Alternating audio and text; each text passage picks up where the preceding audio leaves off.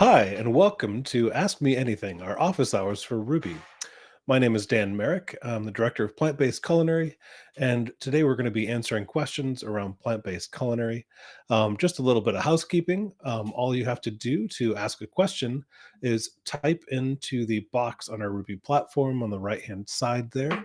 Yeah, you just type in your question and hit the little black add button, and your question will be sent off to our moderators. After our moderators have taken a look at it and approve it, it will show up in the queue underneath.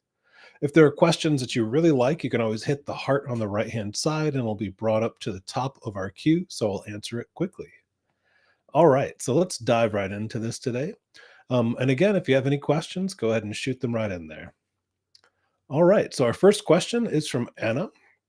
My biggest interest is being able to cook without oil, salt, and sugars. This does not include dates.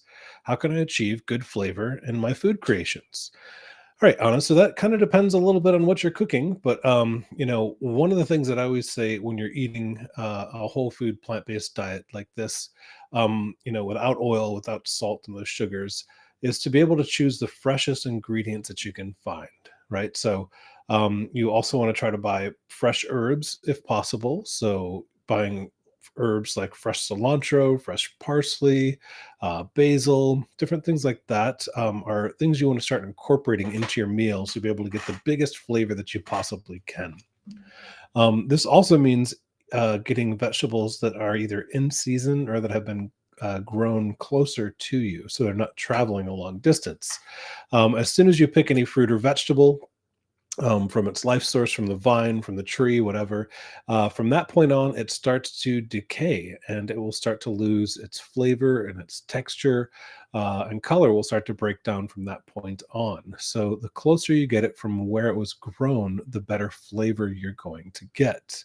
Now, depending on where you are in the world, sometimes it's harder to be able to get certain ingredients, like in winter time. So it's actually great to either can items, buy canned items, at the same time. But you can also buy fresh herbs or grow fresh herbs, say in your inside on a windowsill or something like that too. So that's usually what I tell people is to be able to try to one use fresh herbs, but also try to get different ingredients as close to local as possible as you can to be able to get bigger flavor out of your foods.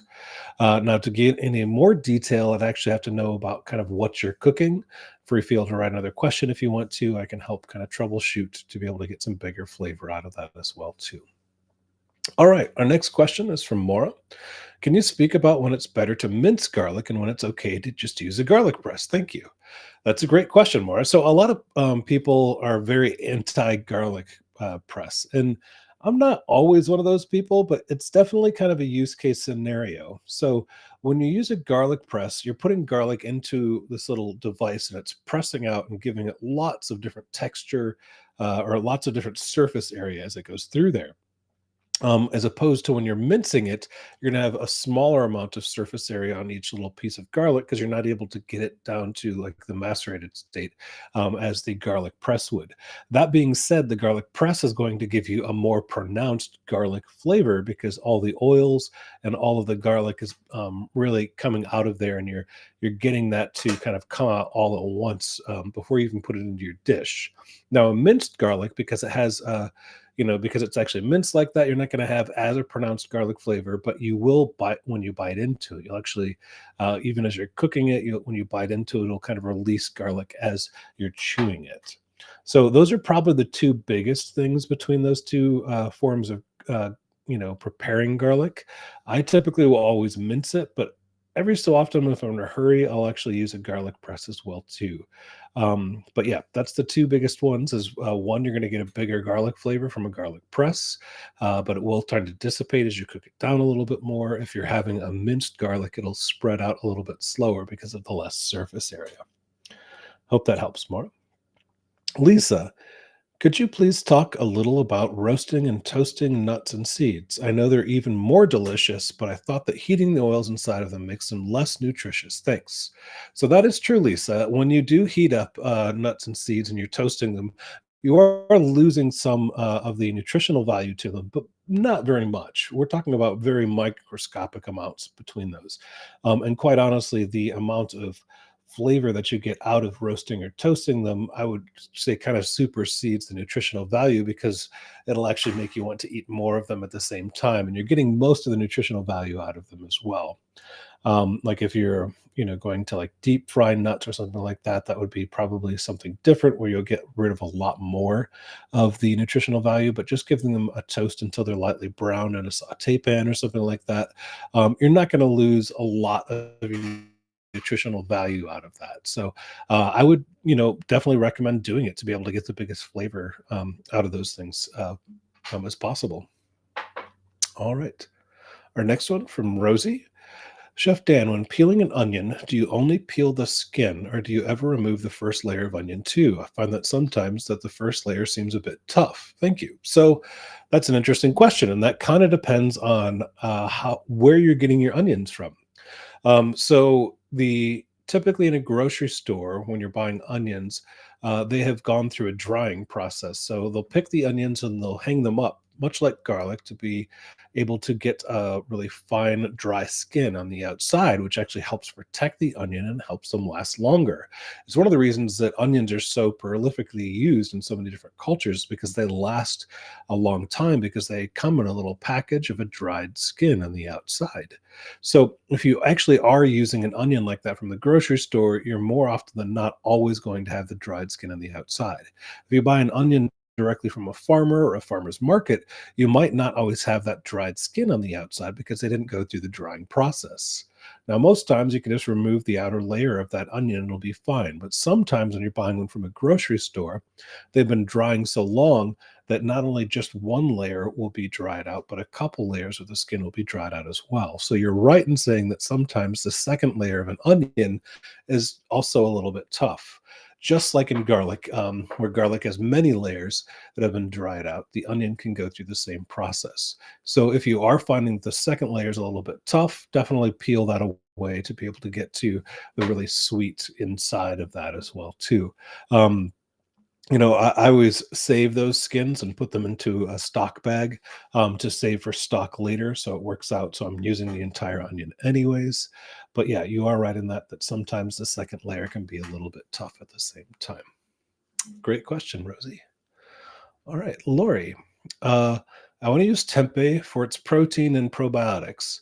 But to keep those properties, do I need to be careful how I cook it and how I store it? What parameters do you suggest? So that's an interesting thing you bring up there, Lori. So, yes, the probiotics in tempeh, they are there, and that's kind of how tempeh, comes to be what tempeh is.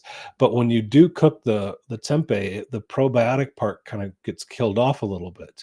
Now, most people would say to actually, you do want to cook tempeh before using it.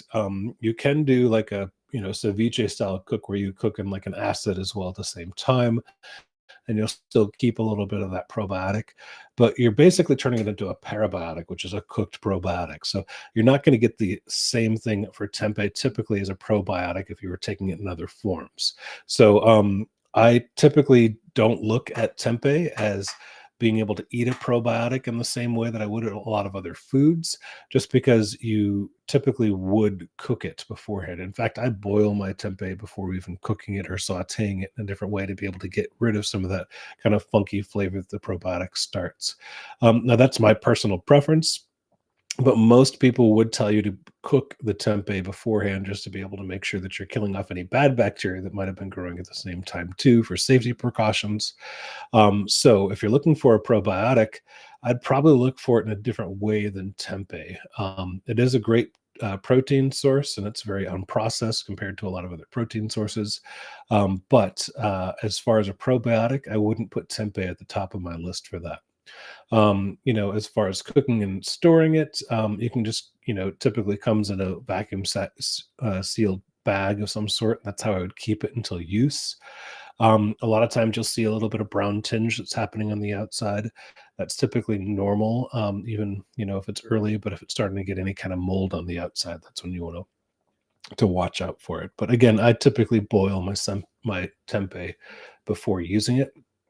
or I'll boil it for about 5 minutes, take it out, dry it out, and then slice it or crumble it, and then cook it again in a saute pan. Hope that helps, Lori. All right. Svetlana, hello. My doctor keeps telling me that I have to watch my sugar. Is there any way I can substitute maple syrup for monk fruit powder? What are your thoughts about monk sugar? Thanks. So it's a couple things here. So I don't want to give you any kind of recommendations on what your doctor's saying. If your doctor's saying to avoid something, you probably should. Now, that being said, maple syrup is found to have a lower glycemic index than a processed granule sugar and would be considered better for you and has more nutrients in the maple sugar than a granule sugar would, just because it's not as processed as a granule sugar would be. Now, monk sugar kind of falls into that granule sugar area when we talk about processed food as well. So, monk fruit is a very sweet and it does have a very sugary taste to it. But typically, when you're making it into the granulized sugar that you'd find in a packet at a grocery store, it kind of goes through a very similar process as the cane sugar would or the beet sugar would that you'd find at the grocery store. I tend to err on the side of unprocessed as much as possible. So maple or agave are probably wonderful sources to be able to go off of that. As far as monk sugar goes, I've tasted it before. I've used it in certain things. It definitely is sweet, but it is again a very processed ingredient. So for use case scenario, it kind of is up to you. But just remember, I'm not a doctor, so listen to whatever your doctor says and avoiding that sugar. And if you are switching to something like maple syrup or agave or something like that, you might want to ask the doctor that's telling you that at the same time, because I don't know any of your conditions or what you should be avoiding specifically. Hopes that help. Hope that helps. Um, all right, Diane. Hi, Chef Dan. Whole seeded tomatoes are an ingredient in the simple cabbage soup. Since you have to cut the tomato seed, why not use diced tomatoes? Thank you. Yeah, you absolutely could use diced tomatoes for that recipe. That recipe is kind of to show a little bit of technique as well. It's in some of our in that course in particular, and that dish is kind of early on in the course to be able to kind of get you looking at fresh ingredients in a new way. But you absolutely could use like even like a canned diced tomato, especially if it's out of season. If you're making that cabbage soup in the middle of winter, I probably would err on the side of using a diced uh, tomato can instead, just because the diced tomatoes that are in that can were picked at the peak of summer or at the peak of ripeness, and they're going to taste the best compared to maybe a store bought tomato that you would buy in the middle of winter, which is not going to have as much flavor.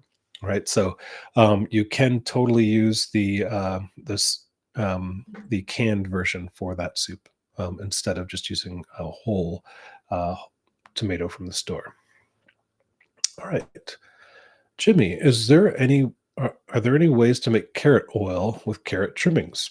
Yeah, there absolutely is. So you can just take your carrot trimmings after you've peeled them, basically, and you want to basically, chop them up as much as possible, and then you can cook them down with any oil that you want. What you're basically doing is a carrot infusion into the oil. So probably the most popular one to do a carrot oil would probably be coconut oil.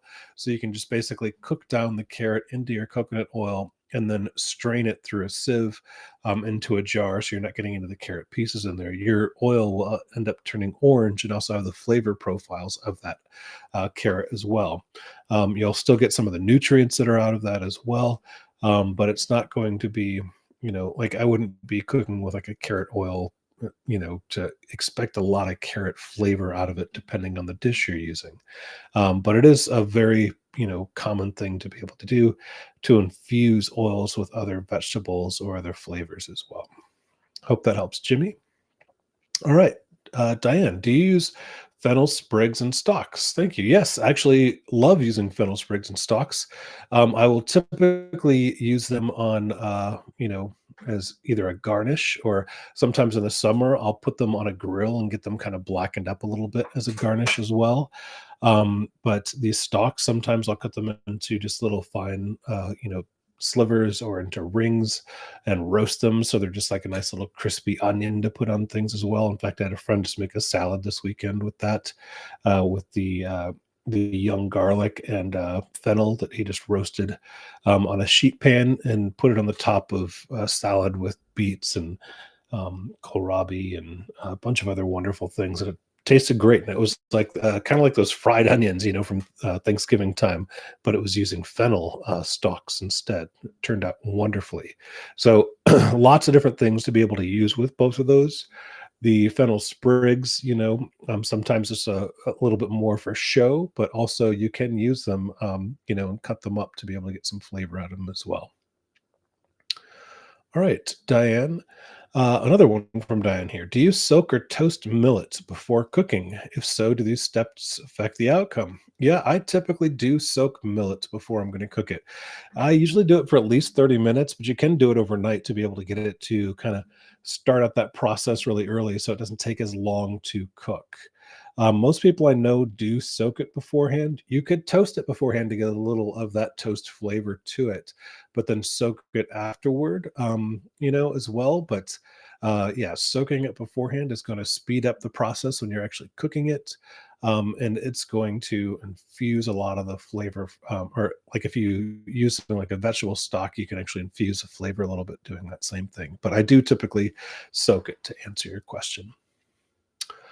Nazuma, I tried making vegan southern green beans in the forks over knife site, but the green beans turned brown upon adding the apple cider vinegar towards the end.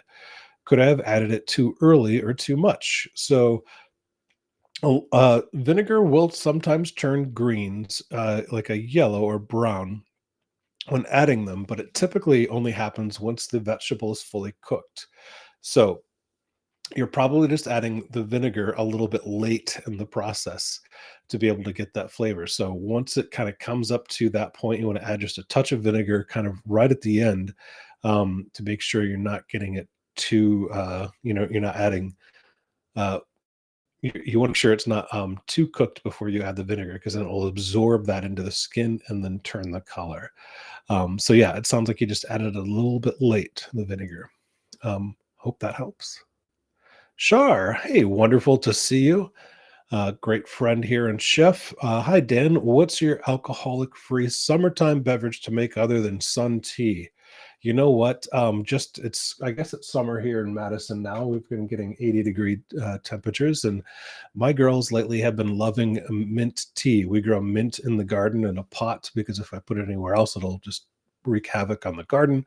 But we have a planter that has mint in it, and they love to go out to pick leaves off of the plant, and then we steep it in hot water. And they will drink that tea as a tea party, which is wonderful. And we just drink it as is. We don't add anything else to it. You could add like a little bit of sugar if you wanted to. In fact, my youngest daughter, who's really into cooking now, it's 4.5, just recently made a beverage using the mint leaves and watermelon, and basically, kind of mushed it all up into a jar, and then add a little bit of sugar to it. And she was making like a lemonade kind of mixture, but it was mint, watermelon, just a hint of sugar, and I think a little bit of lemon juice, and then poured it through a sieve to get rid of any of the seeds and stuff like that.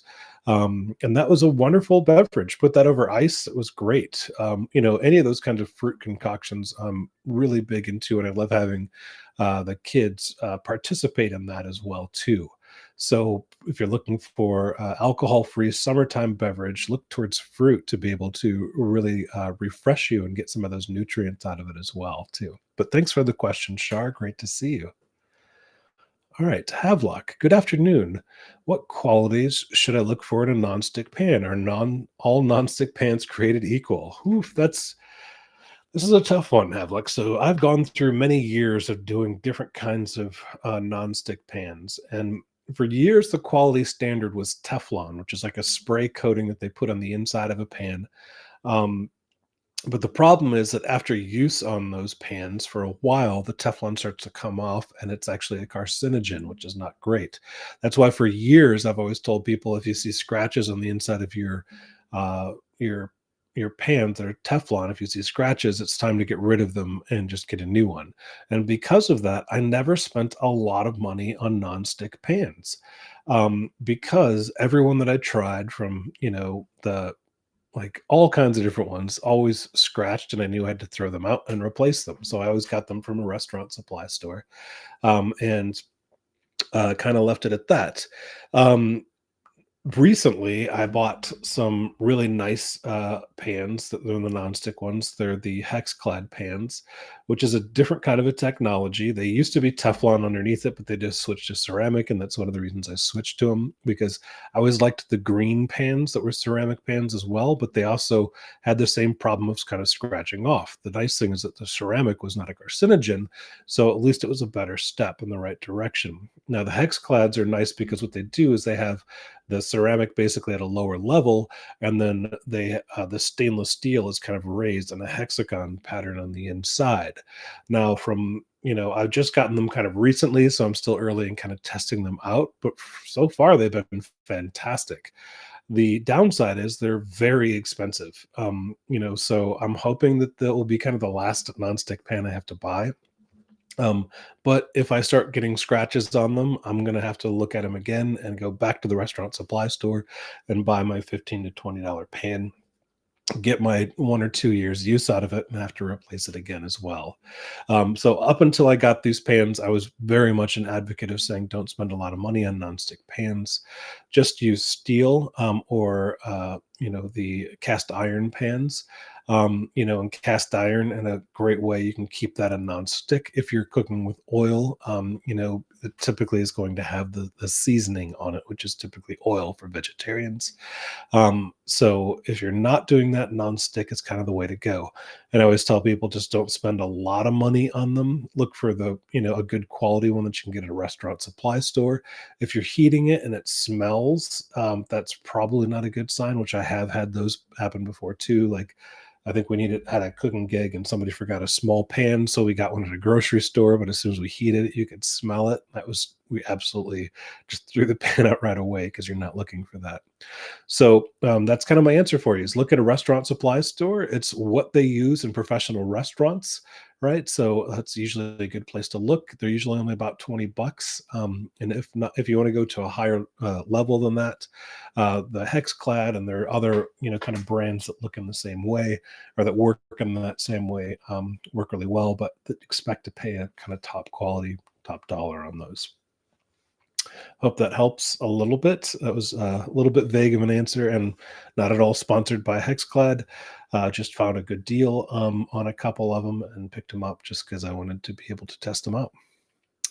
All right, Michelle, any thoughts on replacing cashews, high in histamines and a no-no for me, and dressings and creams? I can have other nuts like almonds and pistachios, but they don't seem like they'd have the texture. Well, actually, they can, depending on what nut you're going to do, but you usually have to treat them kind of the same way you've been treating the cashews. You want to soak them for a little bit. Almonds are actually a great one to be able to do with that as well. So the pistachio, a little bit different. The pistachios in the same family as the cashews, so I'm not sure if that's okay or not. But the almonds, macadamia nut is also another nut that's a really good one to be able to get the fat quality out of those. But if you're using them specifically in dressings and creams, I might suggest looking at a silken tofu at the same time. That has a wonderful texture to it. Still has a high protein, but has zero fat added to it as well.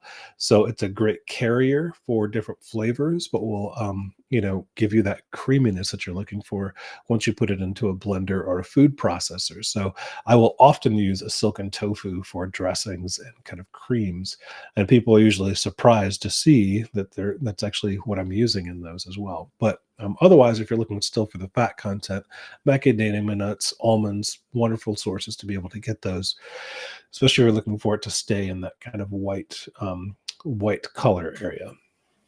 I hope that helps, Michelle. All right. Brian, for beginners, what are the best herbal spices to easily start off in your indoor mini garden, like on a windowsill? So this is great. I've been experimenting with this for a while now, and there are a couple different things you can get for big flavor. One of them I would recommend is trying to do some microgreens, which you can just grow on a little mat basically, and they come in little kits you can put in a windowsill, which is great. And you just cut off the greens as you want to. I love microgreen radishes because they have kind of a big flavor, or arugula with a nice peppery taste to them.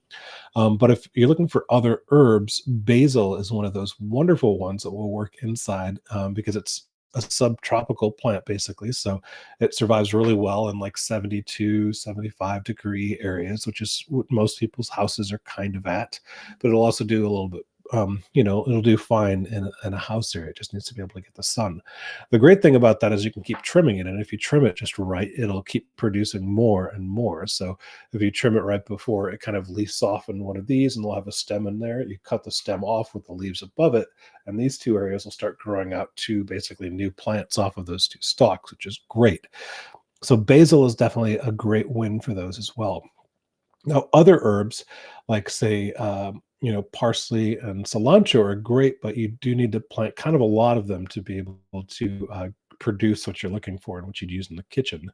So I'll usually use like a, about 12-inch across pot, and I'll put tons and tons in there and just let them all kind of grow and trim them off as I need them to.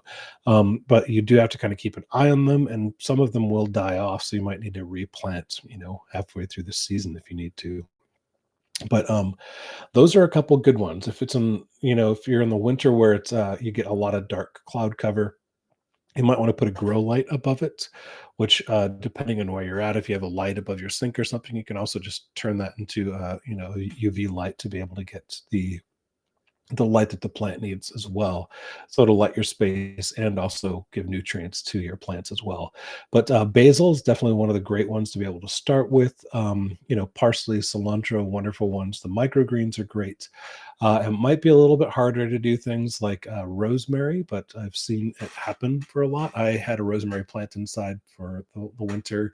It didn't do so well, but that might have just been, my fault on that, which is possible. But I think the best thing to do is just try to experiment with a couple things and see what works best in your climate and your personal area, and see what works. If you're doing it from seed, you're not going to be wasting a lot of money. Just kind of see what works for you. I hope that helps, Brian.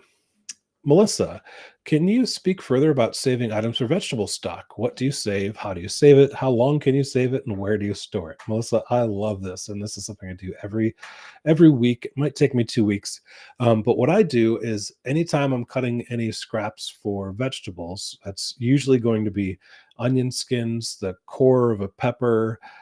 Could be the peelings from carrots, the stalks, the very bottom stalks or leaves of celery, all kind of the scraps of things like that. I'll put all those things into a freezer bag and then put them in my freezer.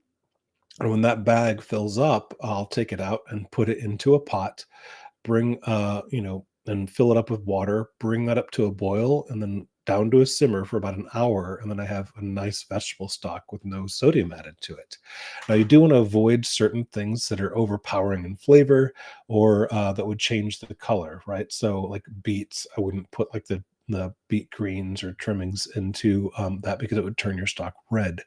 I probably wouldn't use things like garlic, or other things like ginger, because it's going to really kind of overpower the entire thing. But the other vegetable trimmings are great to be able to use for that. Mushroom stems are great to be able to put in there too. I'll, often throw a couple dried shiitakes or something in the stock as well, just to be able to make a great umami flavor out of the stock as well too. But that's typically how I do it. And if you're freezing it, you can keep it as long as you want to, and I'm storing it right in the freezer as well. After I do it, I basically strain it off into a rather large couple of, like ball jars, or in that style of jar. And then I'll keep it in my fridge for a couple weeks, and it works just fine. All right, Bonita, do you have any recommendations for finding non-toxic cooking equipment such as pans, utensils, cookers, blenders, cutting boards, etc.? Wow, that's a pretty big one there, Benita. So, so non-toxic cooking equipment, I think that's going to be by brand and by utensil cookers, So, quite honestly, I would personally would just Google non-toxic, you know, uh, cooker or blender, whatever you're looking for on those. If most blender containers are going to have that kind of high density plastic, but you can find blenders that are still made out of glass as well. You can even find replacement parts for existing blenders that are made out of glass too. Cutting boards, I typically would go with a wood cutting board. Same with utensils. Try to stick with the wooden utensils. At the same time, you can do tongs that are out of wood, and you can do spoons that are out of wood. Just know kind of what they're using on the outside. Try to go with local artisans as much as possible because you can ask them specifically what they're doing on their woods to be able to finish them out because they typically are using some sort of oil or stain on them. Typically, it's not a stain, but it's a non-toxic oil to be able to put on the outside of that. But ask them, where they're getting their wood from, what they're actually using it to be able to finish the woods as well too. The cooking equipment and pans, that's something you're going to have to Google on those specifically, because that's going to differ per brand. All right. Hope that helped, Anita. And thank you for joining us for our office hours today. This has been Ask Me Anything office hours with Dan Merrick, and happy cooking.